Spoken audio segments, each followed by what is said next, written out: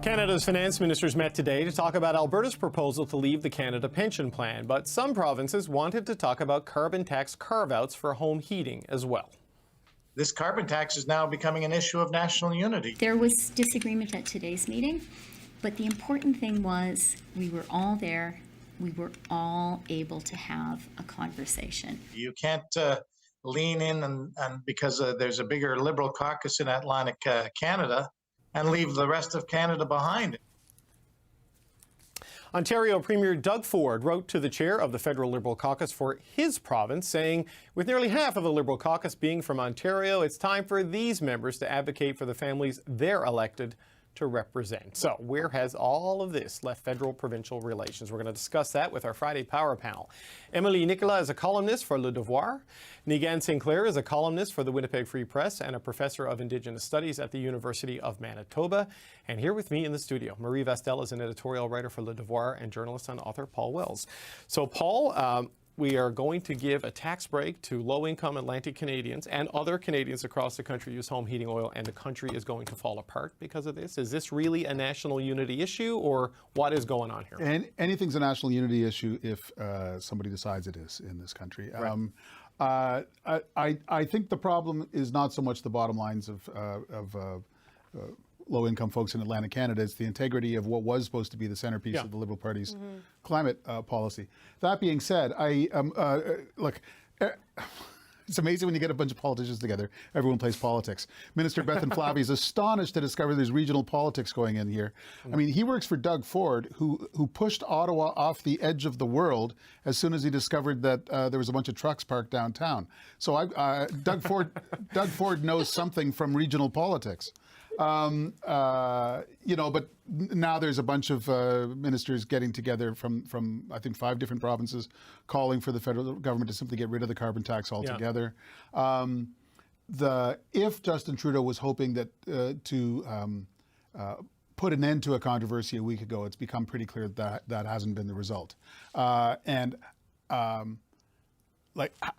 does it get resolved? I don't know, but fortunately, it's Justin Trudeau's problem. Well, yeah, I was going to say you're not alone in not knowing how to get through this. Marie, where do you think I mean, look, as Paul's right, there is the 5 finance ministers who have called for it to go entirely. It's not a surprising list. Alberta, Saskatchewan, Ontario, Nova Scotia, and New Brunswick. Where are things after today? I think that it's very interesting from my perspective, being from Quebec, that we're having 2 sort of national crises that don't include Quebec. I think that's a very interesting turn of events. The dynamics seem to have shifted, at least for now, where really the most recent autonomous requests and fights have been led by the prairies, namely Alberta and Saskatchewan. I don't think it's that surprising that this letter has been written and that they're now asking for it. As Paul said, it was a key environmental policy of Justin Trudeau, as we said last week. By carving it out for Atlantic Canada, whether or not those reasons are legitimate, it gives credence to the arguments by Conservatives, and those provinces are mostly, if not all, Conservative, saying that it costs too much and it should be abolished. And now essentially the federal government has said, yeah, it does cost too much in certain instances. So I think the meeting today almost being hijacked or deferred to not so much talk about the CPP, but talk about the carbon tax is indicative that this issue, like you said, is not going away. And it sounds like every time Chrystia Freeland's going to meet with her counterparts, or every time Justin Trudeau, though he doesn't talk to them as much as during COVID, but talks to his counterparts, or one-on-ones, ministers talk to their counterparts, this is going to be brought up. And I don't see how this calms down, given that it's a very lucrative argument for Conservative governments to make, that the tax costs too much and they want to get rid of it. Yeah, and look, Nigan, the carve-out clearly driven by pressure from the Atlantic caucus. I mean, in the initial announcement, Cody Blois did the announcement, all the Atlantic MPs were there. There's actually more people outside of Atlantic Canada who will benefit from this than there is in Atlantic Canada. It's just the proportion is so high in Atlantic Canada. So it's a national program, but everybody kind of forgets that because of the regional political dynamics. So Nigan, what do you make of what happened today? Yeah, undoubtedly, it's all obscured by the fact that Liberal MPs really bucked against the government to make this work. This is a policy that isn't all that bad, and it says a lot about the comms and the government, or the inability of the comms at the current state, because it's something that deals with the issue of low-income Canadians, and it's something that may help in some regard, in some way or another. However, that's just lost on the kind of wave of right-wing premiers across the country. I mean, I'm coming from the province that doesn't really have a problem with all of this. I mean, people keep talking about the prairies, and here is Manitoba behaving very well in Confederation and being quiet over here. And I mean, no one's really talking about the fact that out here in Manitoba, while it's natural gas, I mean, people, if there's any province that should be talking about affordability, it should be out here. But what it's instead is, you've got premiers generally who want to talk about equality and they want to talk about fairness until it comes to things that they feel is unfair about them, and then they suddenly want to secede from Confederation. And so that's really what today's meeting was all about, is people posturing, and it's particularly backrooms advisors advising premiers who are simply just wanting to act political in a very highly politicized environment around a very highly politicized issue, the carbon tax, and get a lot of political points from it. So Emily, as Marie smartly pointed out, we have a bunch of national leaders saying we're having a national unity crisis with Quebec on the sidelines because of your abundance of hydropower, some of which comes from Labrador, and a cap and trade system, which Ontario was in until the Ford government pulled them out of it. I mean, what is the view from Quebec on this? What's your sense of it? A cap and trade system that was adopted by a former conservative leader, federal conservative. So no, it's interesting. I think the view from Quebec is it's just listening, watching popcorns, and just eating popcorn, and in general just being very puzzled by the maths that people are throwing out there and the resistance to doing anything about climate change. And I think what's going on is an indication on how politics, especially on the carbon tax, has been completely disconnected from facts. It is facts verified by the parliamentary budget officer that most Canadians get more of a rebate out of that than they pay, including most Canadians that are heating their homes with natural gas. The issue is that every mean of heating your home gets taxed differently depending on how polluting it is. And oil heating is more polluting than any other way of heating your home. Therefore, the tax on that is much higher, and the price of that has been going up in the last years. And so it's a much higher tax on something that's already more expensive, and that is used by Canadians who are usually vulnerable, economically speaking, is why that exception is there. I'm the one communicating it because I'm a journalist and I care about facts. But the issue is that the Liberal government is not communicating that. And we are having a conversation that is based on worries and fairness and equity around the country that is actually not related to facts. And so some premiers might want to, revisit the Supreme Court challenge that they had, or trying to have the Supreme Court to make a decision about this. My guess is that the Supreme Court will bring everybody back to the facts, but I hope that we can get back to the facts ourselves before we get to that. I agree with that. No, I do. It's just on the affordability issue. I agree that there's, carbon tax, most people get the cash back, and the Supreme Court has said that the federal government can apply it. The problem is that the Liberal government has said that they don't want to apply it the same way everywhere with Atlantic MPs behind them. And on the affordability issue, which I'm not questioning, there are other ways perhaps that could have been done. We've known that the Liberals wanted to bring in a carbon tax since 2015. They've confirmed it since 2016. They have exempted Atlantic provinces for years to give them time to get ready for it.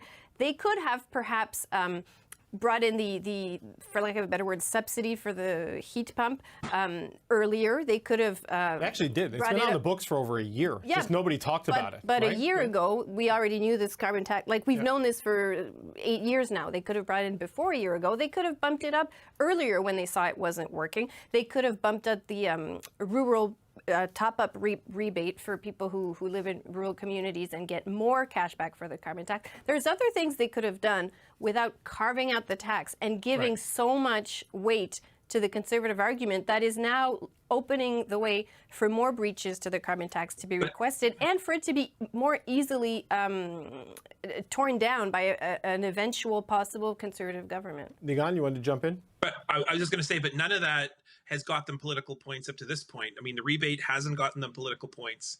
And, you know, if just issuing more checks or, I mean, I think every single person, particularly in Manitoba here, almost everybody is getting a rebate on support for areas around the carbon tax. I mean, people in areas that are in low income are actually getting more money as a result, but it's just not turning into political votes. And so you almost want the Liberal government to do something, and then they do something, and then we're all kind of like, well, why did you do that? Yeah. Well, you know, Paul, part of the problem here, I think, is the way the carbon tax was implemented in Atlantic Canada, right? In the early days of it, the Atlantic provinces all found a way to come up with their own system that met the stringency standards the feds wanted, but which exempted home heating oil. Then they got to the point where that just wasn't sustainable long term. So the home heating oil and home heating was going to be hit not with the gradually increasing carbon tax, but with a fully formed 65 whatever per ton carbon tax that is coming in now. And so they're going to go from 0 to 65 without that gradual increase to do the adjustments. Yeah, I mean, the last time there was a First Ministers meeting on carbon pricing in the country was 5 years ago. And just about every pricing in the country was 5 years ago. And just about every province has had a change of government since then. And it's true that most of the provincial governments now don't like Justin Trudeau. But federalism actually has to work regardless of which team is on board. I'm starting to think it's time for the Liberals to start to think about drastic and surprising changes, because grinding through simply doesn't seem to be working. So two possibilities. There's a motion on carving out all different home heating. Yeah. Home heating. The Prime Minister could declare it a confidence motion and call the NDP's bluff. Another thing they could do is scrap the carbon tax and say, look, I've been talking to Joe Biden. I was in Washington just on Friday, and he doesn't have a carbon tax, but he's making great progress with a substantial toolkit of other mechanisms, and we're going to be inspired by that by that choice. But instead of, in the meantime, he's getting boxed in. There's a scuttlebutt around town that he made the change last week because a bunch of Atlantic MPs were getting ready to quit on him, and now he's got an environment minister who's threatening to quit on him if he makes any more. When you're caught between two factions threatening to resign, you are no longer the leader of the government, and that's a problem. So, well, if he scraps the carbon tax, we're probably going to have a by-election in Laurier St. Marie pretty quickly, because that's Stephen Guilbeault's riding, and I can't imagine he would stick around. Emily, I could... And maybe Jonathan Wilkinson would also be upset about it. I think there's quite a few people who would be upset with this. There is discomfort in this carve-out, but I think they understood it because it's such a small percentage, right? It's like less than 3%, it's about 3% of the energy mix. But Emily, this motion that's coming on Monday from Pierre Poilievre to remove carbon pricing on all home heating sources that the NDP is going to vote with. They've been looking for a HST, GST, depending on which part of the country you live in, sales tax removal from home heating oil. They're going to vote with it. I mean, could the Liberals go as far as Paul said and make a non-binding resolution like this a confidence motion, or would that be... Chrétien would have done it in a heartbeat. He would have done a lot of things differently. I think that's pretty clear. But it would have been, is that a nuclear option? It could be. The thing is, Justin Trudeau leadership is very weak right now, and I think even the fact that everybody's saying that the way that there was a carve-out for oil heating home is something that only existed because of pressure from the Atlantic Caucus, is not something that would have necessarily made any difference if Justin Trudeau was a stronger leader within his own caucus. The fact that, you have to give in to regional pressures and everything starts to collapse after that is an indication in and of itself of the weakness of Justin Trudeau's hold on his own caucus. And we've had signs of that for months now. And I'd say since the summer, it's been very strong. And so people are basically playing harder and harder because they sense weakness, and that's the very dangerous thing to let people sense when you're in politics. And so people are doing that. Premiers are absolutely doing that. If they didn't know that the Prime Minister is in a weak spot right now, they would also be behaving differently. So that's, I think, what people are doing right now. And if you say that you're going to scrap one of your key policy programs, you're just basically showing even more weakness, and people will then try to take even more away from you.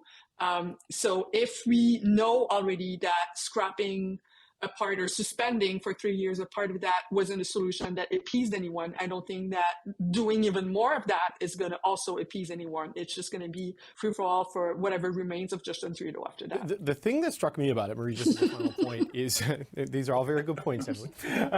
And I also liked your point in the beginning. Emily just explained Alberta, by the way. Just explained perfectly Alberta. And that's why this whole thing around the CPP, it's just blood in the water. That's what this is about. But I guess in terms of getting back to the politics of what happened last week with this, it was a 4 p.m. announcement. It was a late news release saying it was going to happen. There was no technical briefing to walk us through how it will be applied to all the different places and how the heat pump program would work. Like, it felt rushed, you know? Yeah, for lack of a Pierre Poilievre expression, panicked. It did feel a little bit rushed. It seems like not everyone in that party knew that it was going to happen. But I just want to go back to Emilie's point. I think the issue is also not taking a strong and surprising decision. I think the issue is taking a strong and surprising position on your principles. And that's where you show weakness, where this has been a principle of this party for years, one of their key policies. It was supposed to be one of their legacy policies.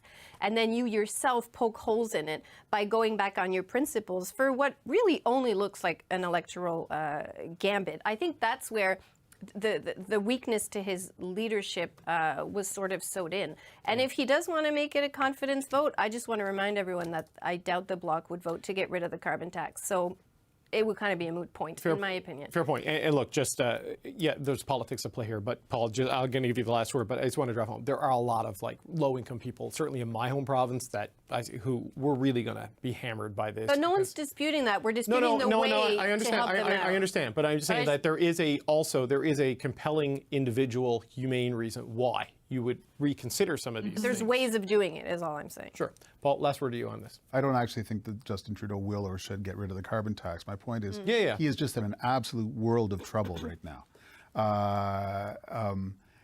In some ways, the public manifestations of the trouble were not huge. Percy Down is not a threat to Justin Trudeau. Mark Carney, his comments to the Globe and Mail were incomprehensible. He's not a threat to Justin Trudeau this week either. But when you've got dueling factions in your party threatening to quit to run your policy, then you were in a much bigger hurt than you were when your big cabinet shuffle was a huge dud in the summer. Your comments were very comprehensive, and we're going to end it right there. I want to thank everyone from the Power Panel: Nigan Sinclair, Emily Nicolas, Marie Vastel, and Paul Wells. Thanks, gang.